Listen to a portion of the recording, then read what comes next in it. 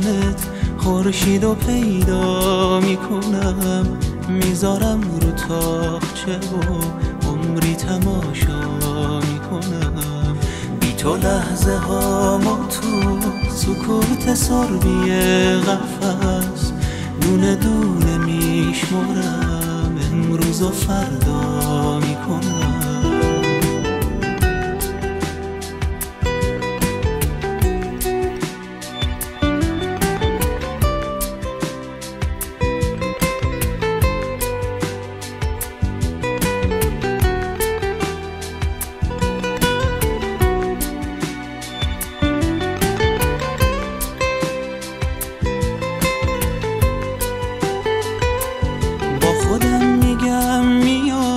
میاد همون روز بزرگ، میدونم که با صداش قفل غمو با میکنم.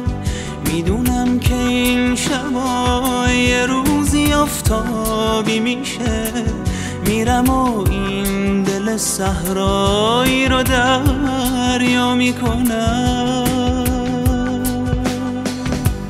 خورشید و ماه و ستاره ها رو با هم میچینم، همه رو تو قلب سنگ آدم و جا میکنم.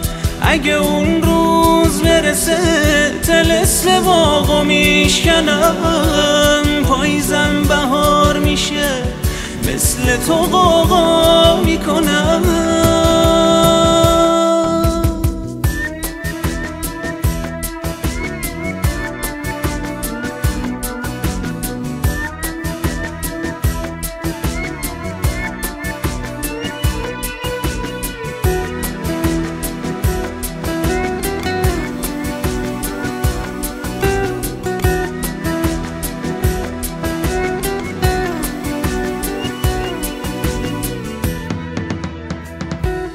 به امید بودنت نفس نفس عوض میشم، به هوای دیدنت با قصه هم تا میکنم.